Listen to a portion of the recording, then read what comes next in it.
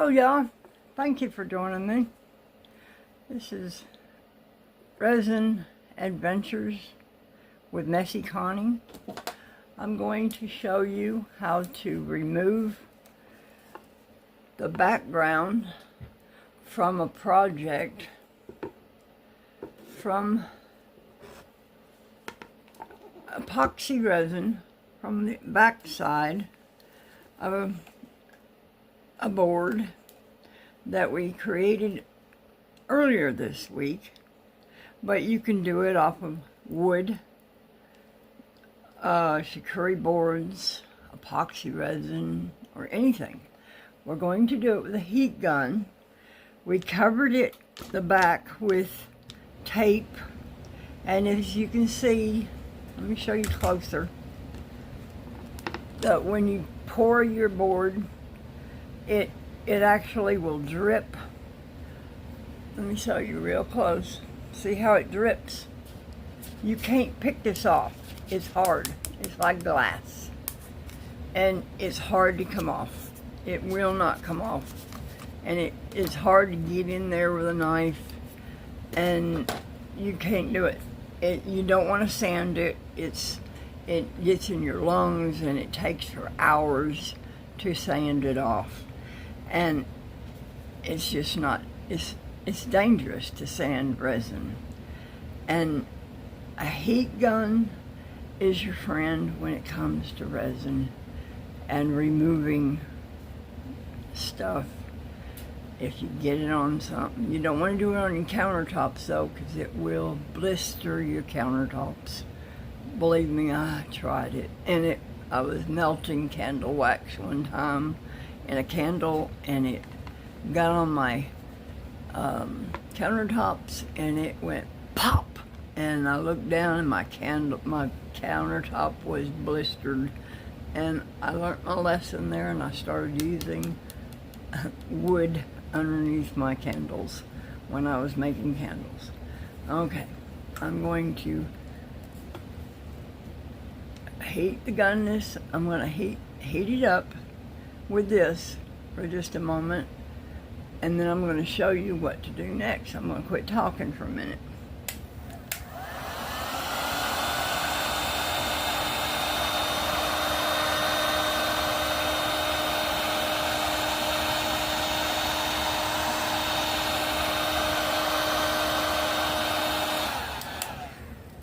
I've got a heating mat up, a silicone mat, and a heating mat underneath that to put that heating gun on it. Look at this.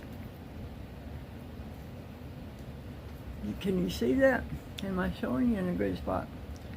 Look how easy that knife is. This is not a kitchen knife, this is a craft knife. And it just goes right in there. You want to make sure you're getting it all. I did go back and forth on the background of this board, so I want to go make sure I get it all.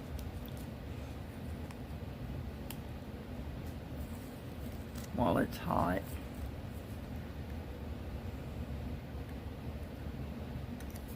Let me get that hot again, because it done cooled down. I don't want to get my camera hot.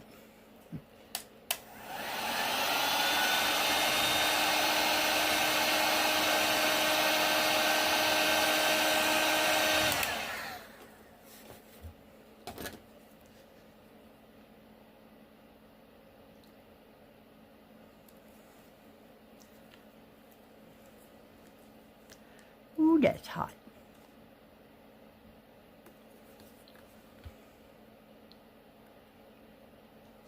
Look at that. It just gets in there. And you want that sharp tip. Look at that. It just goes right in there. And this is an upcycled license plate, if you're wondering. It used to be on my car, and it was not serving my purposes anymore.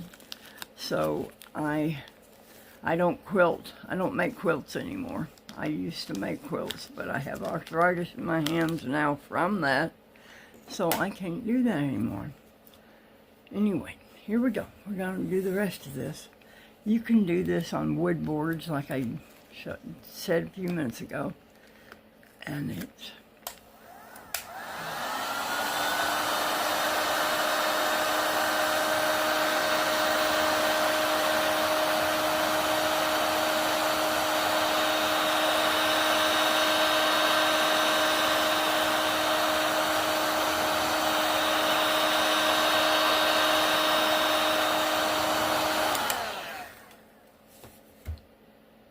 take your time with this. Don't heat up the whole board. Don't heat up your whole project because you'll just have to do it again. You just do a little bit at a time. And you want to tape up the back of your project because you don't want to have to sand this. See how easy that is to come off? And you just throw it away. And it's this is painter's tape. I usually use frog tape, and I wanted to see how different it is. This is Dollar Tree painter's tape, and it actually worked. I didn't think it was going to work very well, but it did. It worked. And frog tape works also, but this Dollar Tree painter's tape worked just as fine, just as well. Excuse me. My English is atrocious. I'm learning new words. There we go. Got that corner off. It's gonna be in the back anyway. I'm gonna put a new coat of paint on the back of this and cover that up. I always like to have a finished project. I always do my back.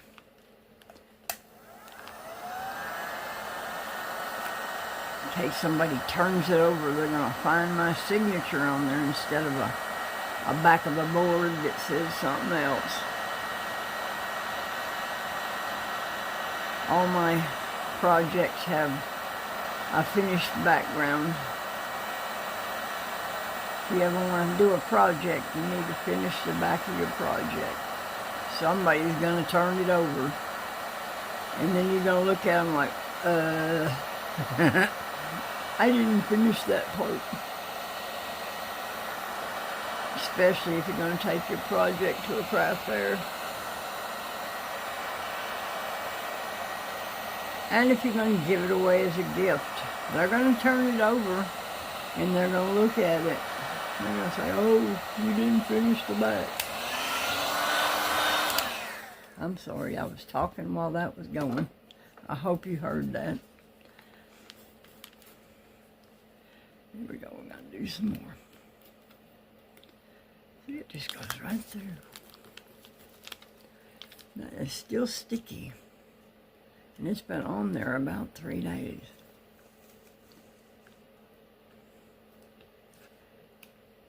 No, it's been on there for about a week. I've been working on this project for about a week. You don't want to cut that too fast. You want it to slip. Cut that thumb. I'm an old Girl Scout. Be prepared for cuts, so be careful. Just hold it down as you go so it don't re-stick at stuff.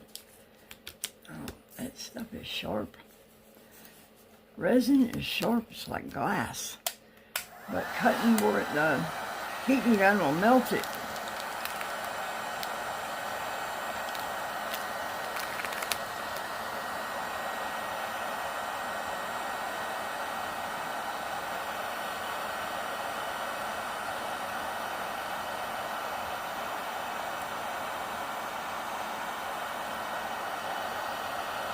I think you can hear me over that. It's real low.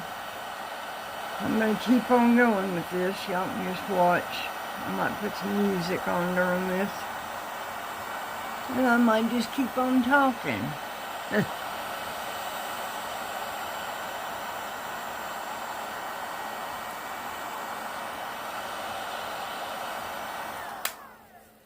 There we go. Did y'all watch part 1 of this video? Oh wow, that just came up on by itself. There we go. Maybe I did go down all the way. Oh, I did go down all the way on that one. There we go. Let's just turn it up so I don't redo it. Ow. That's hot. Whew. Don't burn yourself when you do this, y'all. Don't cut yourself and don't burn yourself.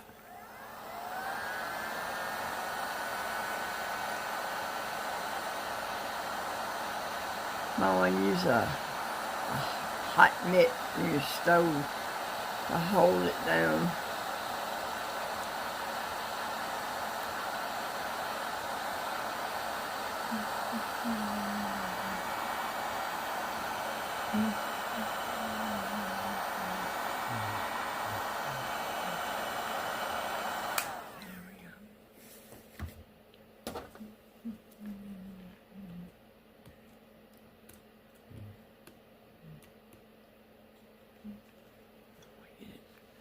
Turn it around here so I better have better control over it.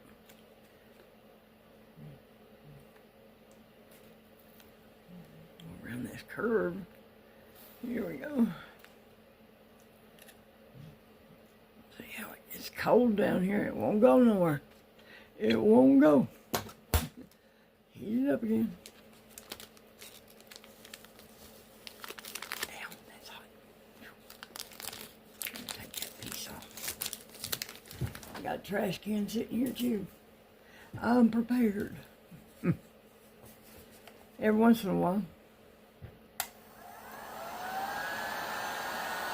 If you don't have a craft knife, you can go to Harbor Freight and get one of these for 79 cents. So, and I believe Dollar Tree has them too, but they're $1.25 at Dollar Tree. Unless they have a 3-pack. I don't know if they do or not. But I know that that 79 cents is pretty cheap at Harbor Freight if you have a Harbor Freight.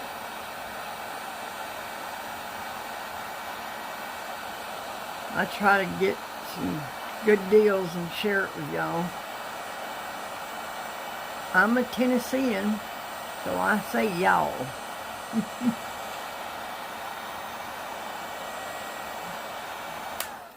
There we go.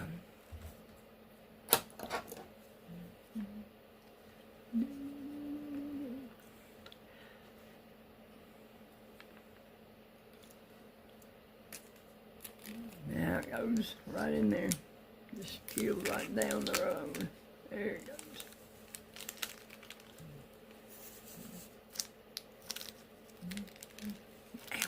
Ow. Don't burn yourself. I'm gonna take my own advice there. That second tape didn't want to come off there. There's 2 layers on that around the corners. I'm going to take this piece off.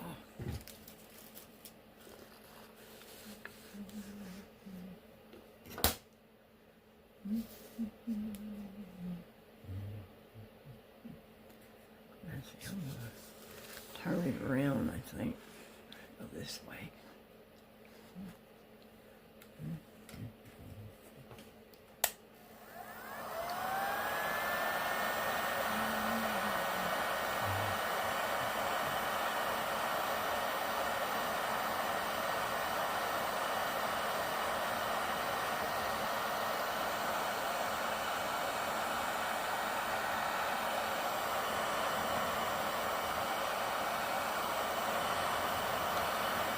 Did y'all know a hair dryer will take off stickers off your car? If you have a sticker or a decal stuck on your car and you can't get it off, take out a hair dryer and take it out, plug it in of course, take it out to your car and heat it up for a second or two. It'll peel right off. And your car will look just like new. If you ever put a decal on your car and regretted it a year, 6 months, a year later, just use a heat, not a heat gun, because that might be a little warm for your car paint, but it's not messing with this. I think this is actually resin, but this is the opposite side, and it's not messing with it, but I'm not sure what that is, but I think it is resin. But it's been on my car for about 4 years, so it didn't cause no problems. That's why I did it this way. I thought I'd try to make a new plate for my front of my car. I've always heard resin is not good in the sun, but I think that's alcohol ink.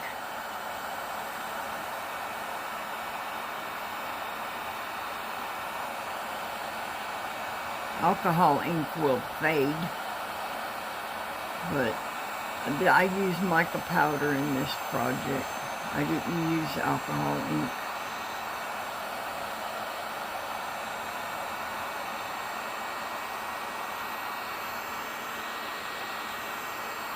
Oh yeah, this is the last little bit.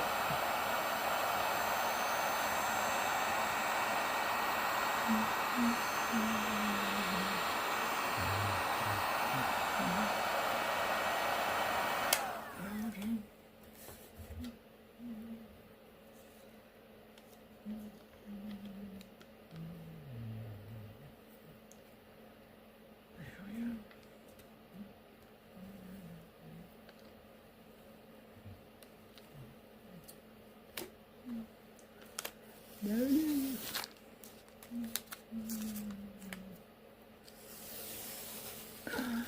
Yes, I'm still a hummer. I've hummed all my life. I don't know why. I guess because I had 4 brothers that actually would not let me play with them. Ow. Here we go. I'll put this down. I have tools here. Use them, Connie. That's why they call me Messy Connie.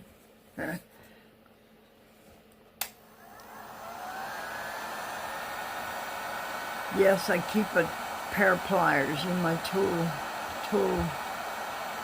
kit right next to my projects now. There was a spot here that had some tape stuck to it. I'm going to get that off. There it goes. It's gone.